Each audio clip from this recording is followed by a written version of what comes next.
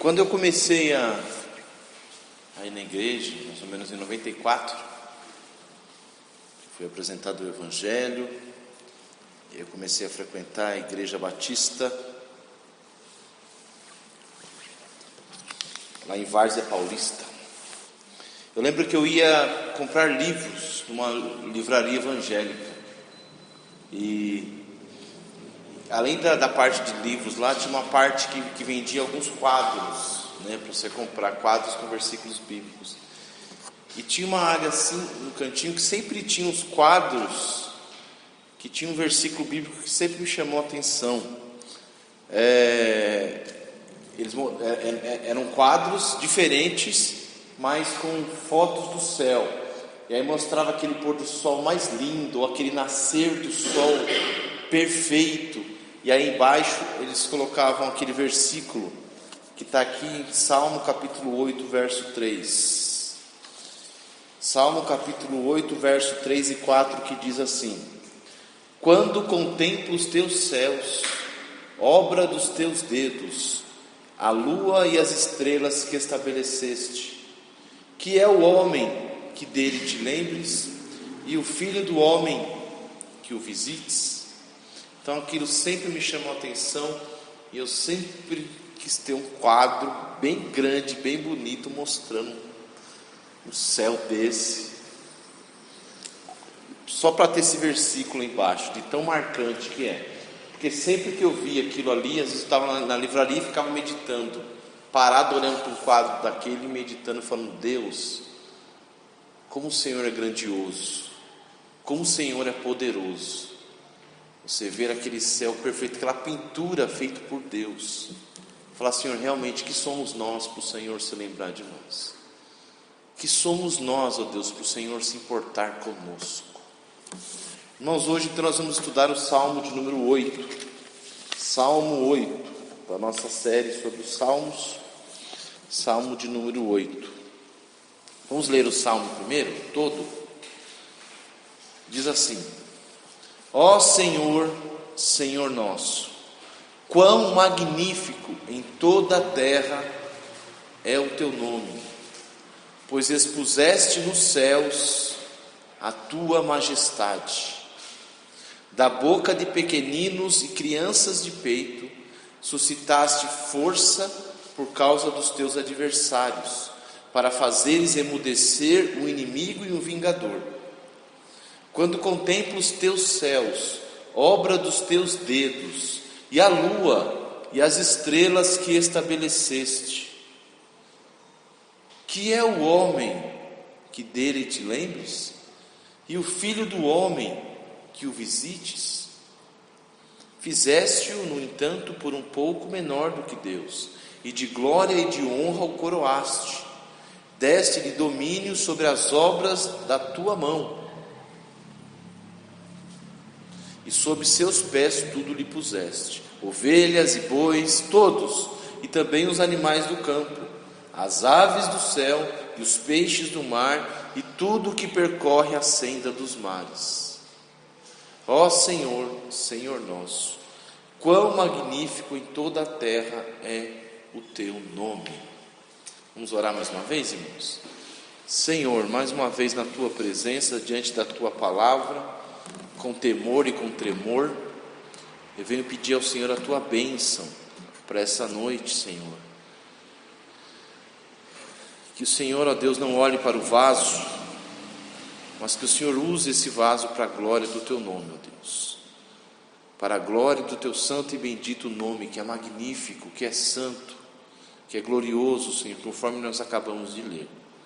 Amado Deus, que nós possamos, ó Deus, aprender a contemplar a grandeza da tua majestade, a grandeza do teu amor, da tua misericórdia, que sendo tão grandioso, tão glorioso, tão infinito em beleza, majestade, glória e santidade, o Senhor veio se revelar a nós, o Senhor veio buscar a nós, buscar o que estava perdido. Amado Deus, quão magnífico é o teu nome em toda a terra. Nos abençoa essa noite com a tua palavra, eu te peço em nome de Jesus, amém. Meus amados irmãos, Vamos na nossa leitura. Ao longo de sua história, o homem pensa que é um ser extremamente evoluído. Nossas constantes descobertas e invenções muitas vezes nos dão um sentimento de autoimportância e autossuficiência, como se tivéssemos capacidade em nós mesmos para fazer algo. O rei Davi, no entanto, ao olhar para o que é o homem, quando comparado à infinita grandeza de Deus, corretamente questiona: que é o homem para que dele te lembres? Este é um salmo de louvor a Deus, que mostra a grandeza e o poder de Deus em sua criação, a importância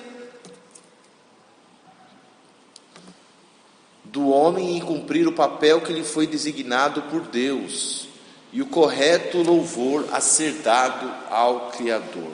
Você viu só esses 3 pontos? É um salmo de louvor a Deus que mostra a grandeza e o poder de Deus em sua criação. É o primeiro ponto, tá? A importância do homem em cumprir o papel que lhe foi designado. Olha só. E o correto louvor a ser dado ao Criador. Olha que, de forma resumida, magnífica, uma forma de resumir de forma bela este salmo. Irmãos, em primeiro lugar, Deus, Ele é o Criador. A majestade de Deus é manifesta em toda a sua criação. Quer o homem reconheça isso ou não. Deus dá um exemplo disso ao homem ao colocar nos céus o sol, a lua e as estrelas. É o que nós vemos no verso 1. Ó Senhor, Senhor nosso, quão magnífico em toda a terra é o teu nome, pois expuseste nos céus a tua majestade. De fato, uma das coisas que mostra de maneira mais evidente a grandeza de Deus e a insignificância do homem é o quê? Ciência que estuda o universo e os astros celestes. É a astronomia. A astronomia, ela nos ajuda a ver a grandeza de Deus e a insignificância do homem. O simples fato de ser necessário calcular as distâncias espaciais em anos-luz, distância que a luz percorre em um ano, ilustra essa realidade. Quando você vê alguns vídeos, ou quando você aprende na escola sobre a distância dos planetas, a distância das estrelas, e você descobre que a distância é uma distância tão grande que não dá para calcular em quilômetros, não dá para calcular da forma que nós usamos aqui no nosso planeta. É calculado as distâncias em anos-luz. A ideia é o quê? Por exemplo, uma estrela que está a 10 mil anos-luz. Quer dizer que se você viajasse na velocidade da luz, sabe o que é a velocidade da luz? A velocidade da luz é uma velocidade tão grande, é um segundo dividido em milhões de partes, aquela parte minúsculazinha ali, aquela velocidade da luz. Imagine que uma estrela que está a 10 mil anos luz, ou seja, se você viajasse 10 mil anos na velocidade da luz, olha, durante 10 mil anos, você alcançaria aquela estrela, de tão longe que está. E isso é a estrela mais perto. Calcula-se que existe 200 bilhões de galáxias. Cada galáxia também com entre 100 e 200 bilhões de estrelas. Irmãos, para nossa mente é infinitamente grande o tamanho do universo que Deus criou. Então, a astronomia, ela nos ajuda nisso. Ela ajuda a gente a entender, gente, como nós somos pequenininhos, Como nós somos, como o nosso planeta, diante da vastidão da criação de Deus. E é bom refletir isso. É bom imaginar isso, o tamanho da criação do Senhor. Porque você reparou que no começo do texto aqui nós falamos sobre isso? O homem se acha tão evoluído, tão capaz, tão superior, tão autossuficiente, tão independente. Acha que não precisa do Criador. Alguns acham que são mais sábios do que Deus, que foi eles que criaram Deus, que foram os homens que criaram Deus. Olha só, Deus não existe, é uma criação do homem. O homem querer ser igual a Deus. E aí você reflete sobre isso, sobre o tamanho da criação. Só a criação. Ele nem fala quase todos os salmos, muitos dos salmos falam sobre o poder redentor de Deus, especialmente com relação ao povo de Israel. Então o modo do povo glorificar a Deus é observar o livramento de Deus. E nós cristãos sempre nos lembramos do livramento de Deus na cruz do Calvário. Nós temos um motivo glorioso para adorar ao Senhor. Mas esse salmo ele foca na criação de Deus. Só na criação, e é o suficiente. Continuando a leitura. Ao olhar para tudo isso e reconhecendo não poder entender de modo completo como tudo funciona, o salmista declara que Deus criou tais coisas como se fosse uma maquete.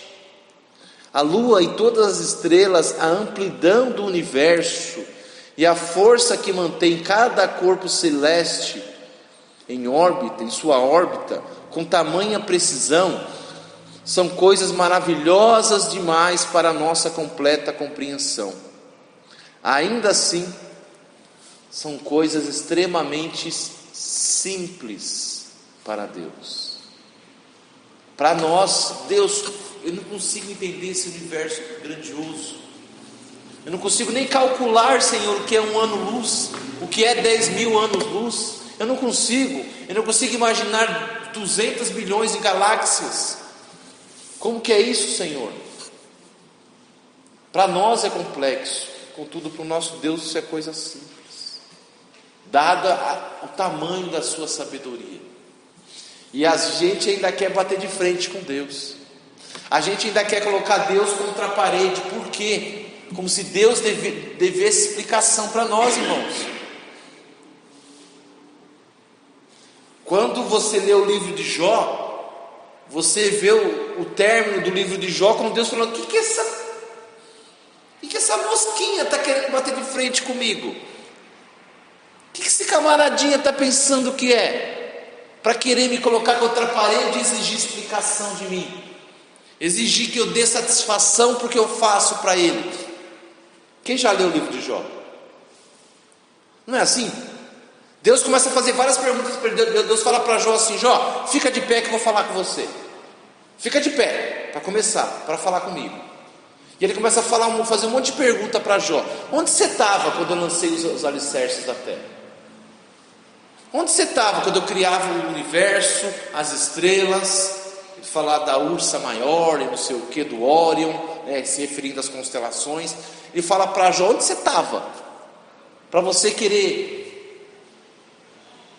me arguir, me questionar, exigir explicações de mim. Onde você estava, Jó?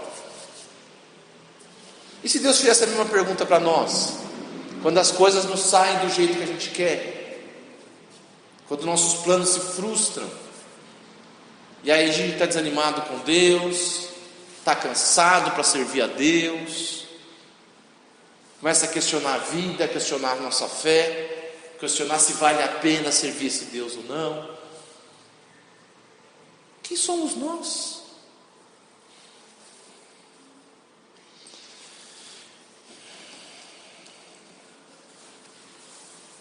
Note que aquilo que conhecemos do universo hoje faz a Terra parecer ainda mais pequena do que nos tempos de Davi. Se nos tempos de Davi, irmãos, ele já olhava para o céu e falava: Deus, que somos nós? esse céu tão lindo que o Senhor criou, esse universo visto da época dele, que tinha as estrelas, a lua, etc., ele já ficava impressionado. Imagine nós agora, que temos toda essa astronomia, com equipamentos super potentes que mostram o que há ao nosso redor. Olha o tamanho da nossa insignificância. Irmãos, Deus é o único digno, Deus é o Criador, perdão, nós vimos. Além disso, Deus ele é o sustentador. Mesmo sendo infinitamente poderoso, Deus ainda tem preocupação e cuidado com o homem. Olha só, mesmo sendo infinitamente poderoso, Deus ainda tem preocupação e cuidado com o homem. Isso é algo impressionante para o salmista. Ele pergunta isso no verso 4: que é o homem que dele te lembres, e o filho do homem que o visites. Ele fala da grandeza, depois ele fala assim: que somos nós? Nós não cantamos isso? Quem somos nós neste mundo aqui? Irmãos, quem somos nós diante do Senhor? Em seu grande amor e sabedoria, Deus criou o homem à sua imagem e semelhança. Nós sabemos disso conforme Gênesis 1, 26 e 27. Deus criou o homem conforme a sua imagem e semelhança, e lhe deu um lugar de destaque diante do restante da criação. Foi ou não foi? Olha o que diz o verso 5: fizeste-o, no entanto, por um pouco menor do que Deus, e de glória e de honra o coroaste. Foi ou não foi? O Deus Todo-Poderoso e Criador de todas as coisas escolheu e deu autoridade ao homem para que esse fosse corregente de sua maravilhosa criação. É isso que está falando nos versos 6 ao verso 8. Deste-lhe domínio sobre as obras de sua mão, e sobre os teus pés tudo lhe puseste, ovelhas e bois todos, e também os animais do campo, as aves do céu e os peixes do mar, e tudo o que percorre as sendas dos mares. O que está falando aqui, meus queridos? Nesse texto bíblico que nós acabamos de ler. Deus, quando criou o homem, Ele colocou o homem como cabeça da criação. Ele colocou o homem como corregente da criação. Ele colocou o homem para ter domínio, para ter autoridade sobre a criação. É como se Deus preparasse todo o cenário e colocasse o homem lá para governar. Governar como sendo um representante de Deus. Não sendo Deus na terra, mas sendo um representante de Deus na terra. Governar, dominar, usar aquilo para a glória de Deus, se beneficiar daquilo, gozar daquilo, de modo que glorifique a Deus.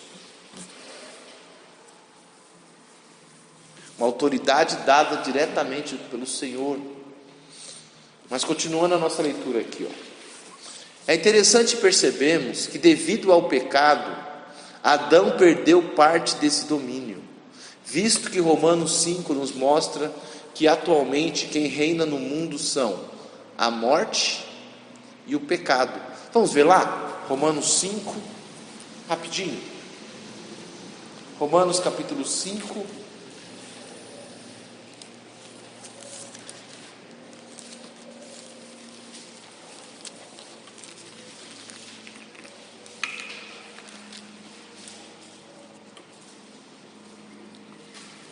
Romanos capítulo 5, olha o verso 12. Vou pedir para o seu Jamil se levantar e ler para nós em voz forte, por favor.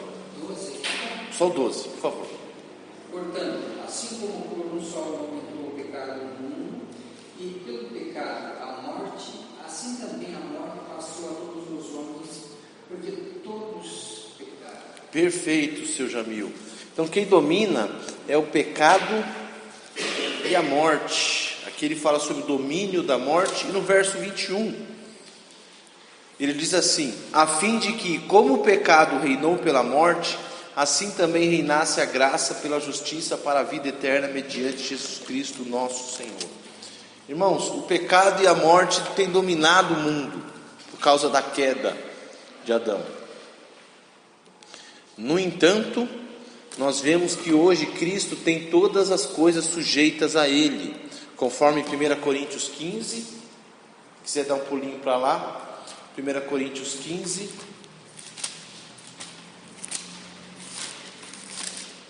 olha só, 1 Coríntios capítulo 15, verso 27, diz assim a palavra de Deus: porque todas as coisas sujeitou debaixo dos pés. E quando diz que todas as coisas lhe estão sujeitas, certamente exclui aquele que tudo lhe subordinou.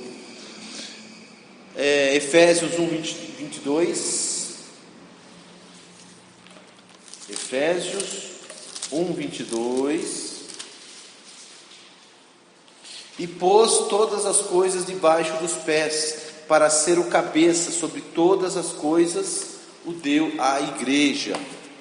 Irmãos, continuando a leitura: quando Cristo reinar, nós reinaremos com Ele, obtendo novamente o domínio perdido devido ao pecado. Um dia, irmãos, essa maldição do pecado e da morte dominarem, vai terminar. Veja o que diz 2 Timóteo. 2 Timóteo, capítulo 2, verso 12. Se perseveramos, também com Ele reinaremos. Se o negarmos, Ele por sua vez nos negará. Um dia nós reinaremos com Cristo sobre essa criação, pois Ele mesmo nos constituiu reis e sacerdotes, conforme Apocalipse 1, 6. Irmãos, nós vimos em primeiro lugar que Deus é o Criador, nós vimos que Deus é o sustentador, e agora nós vamos ver que Deus é o único digno de ser adorado. Diante de todo o poder de Deus e da insignificância do homem, o rei Davi não tem outra reação a não ser fazer o que, irmãos? Exaltar e magnificar o nome do seu Criador. Aqui ele usa dois nomes para se referir a Deus: Senhor Yahvé, que é o nome ao qual Deus se revelou de forma particular ao seu povo. Lembra quando Deus disse para Moisés?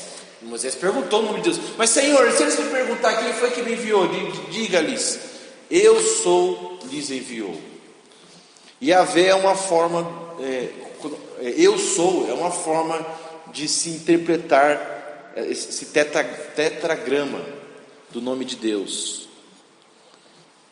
Então é uma revelação que Deus deu ao seu povo, o povo escolhido, o povo judeu. Então ele usa o Yahvé e ele usa Senhor. Você fala, mas pastor, aonde que está isso? Lá no Salmo que a gente está lendo, o Salmo 8, se você for ver, ele começa assim, ó Senhor, Senhor nosso. Esse Senhor que está escrito todo de maiúsculo, aqui na sua Bíblia, ó Senhor, Senhor nosso. Esse Senhor, com todas as letras em maiúsculo, é o tetragrama, Yahvé. E aí o próximo, Senhor nosso, aqui é Adonai nosso. Então ele chama Deus por dois nomes. Então Yahvé é o nome particular que Deus se revelou ao seu povo, ou seja, só o povo judeu conhecia esse nome. E Adonai, que destaca a soberania e autoridade de Deus sobre os homens. Anota aí: soberania e autoridade de Deus sobre.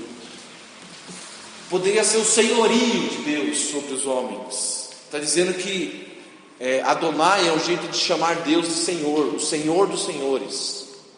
Esse Deus poderoso e soberano, mas ao mesmo tempo próximo e pessoal, é o nosso Deus. Então quando ele diz aqui, ó Senhor, Senhor nosso,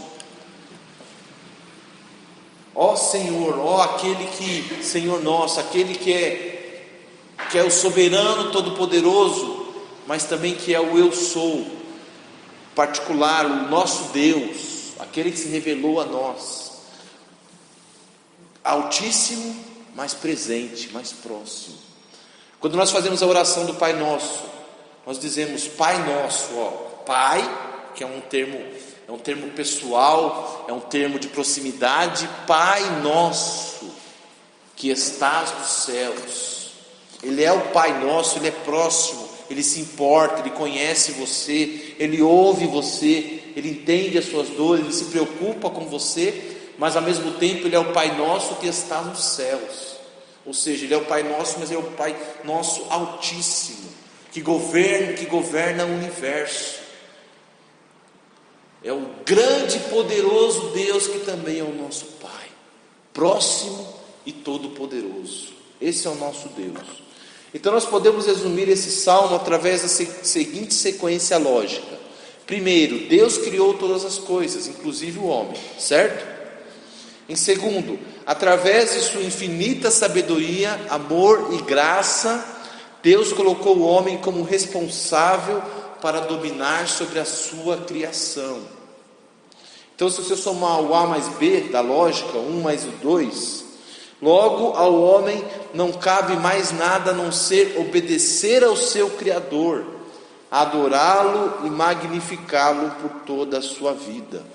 Irmãos, é aquilo que nós lemos no começo, na primeira página aqui do nosso estudo, que eu disse que mostra a grandeza e o poder de Deus em sua criação, a importância do homem em cumprir o papel que lhe foi designado por Deus, e o correto louvor a ser dado ao seu Criador.